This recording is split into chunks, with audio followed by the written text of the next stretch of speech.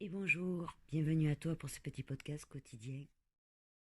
Je suis très heureuse de te retrouver aujourd'hui pour le 50e Petit pas vers soi.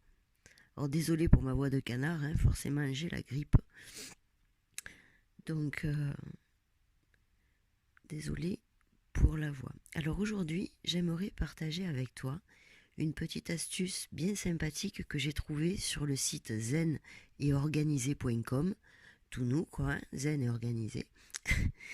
et que je trouve bien sympa comme petite astuce parce qu'elle est super efficace et elle prend vraiment 5 minutes. En fait, ça a pour but de se reconnecter à ses besoins.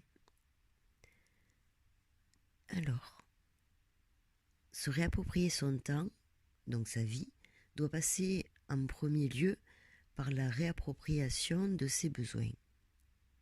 Or, c'est bien connu, quand on est dans le tourbillon de la vie, d'autant plus pour les femmes quand on devient mère, on prend l'habitude d'ignorer nos besoins, au point parfois de ne plus savoir qui nous sommes, et ni même ce qu'on aimait faire avant, en fait. C'est l'amnésie, l'oubli de soi, au sens propre comme au sens figuré. Alors voici par exemple quelques besoins que l'on néglige souvent, parce qu'on est pris dans ce tourbillon du quotidien et on ne s'écoute plus.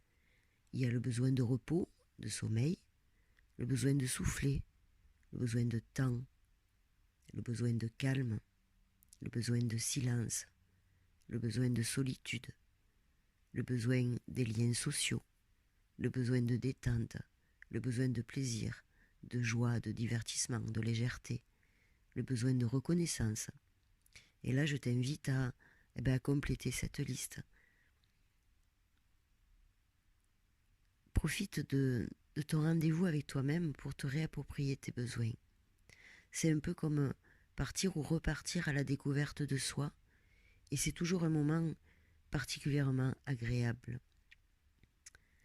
Donc on fait le point. Et toi, te souviens-tu de ce que tu aimais faire avant d'être absorbé par ce tourbillon de la vie? Te souviens-tu de ce que tu faisais et de ce que tu ne fais plus aujourd'hui, faute de temps, d'envie ou d'énergie? Te souviens-tu de la personne que tu étais avant? En quoi es-tu différent aujourd'hui?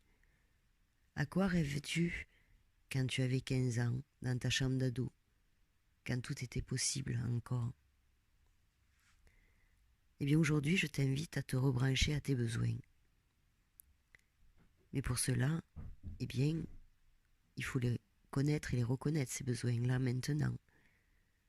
À cet instant précis où tu écoutes ce petit podcast. As-tu faim, soif? Ressens-tu de la fatigue? As-tu envie de dormir, de t'allonger, de te reposer? Peut-être as-tu besoin d'un peu de calme et de tranquillité, juste pour lire quelques pages d'un livre, réfléchir ou tout simplement ne rien faire? Je te propose de te livrer à l'exercice suivant. Arrête tout ce que tu es en train de faire. Prends de quoi noter et ferme les yeux pendant quelques minutes. Essaie durant ce court laps de temps de te centrer sur toi-même et de porter ton attention sur ton ressenti. Concentre-toi uniquement sur tes besoins, ce que tu ressens maintenant, quels qu'ils soient. Quand tu les as identifiés bien clairement, du moins quand tu en as au moins identifié un bien clairement, tu le notes et tu replonges à l'écoute de tes besoins. Et tu continues l'exercice jusqu'à ce que tu aies à peu près fait le tour de tes besoins immédiats. À la fin de cet exercice, reprends ta liste et classe tes besoins par ordre d'importance. Quel est le besoin qui demande à être le plus rapidement satisfait? Et enfin, que pourrais-tu faire aujourd'hui, très concrètement, pour satisfaire au moins l'un de ces besoins? pourquoi pas celui qui arrive en tête de ta liste, d'ailleurs. L'objectif de cet exercice n'est pas de satisfaire tous tes besoins d'une seule traite, mais de t'amener progressivement à te reconnecter à ces derniers et à en prendre conscience que tu as des besoins, que tu peux assez facilement leur prêter un peu plus d'attention et que tu peux au moins en partie y répondre. Sur ce, je te souhaite une magnifique journée et je te dis à demain pour le prochain podcast.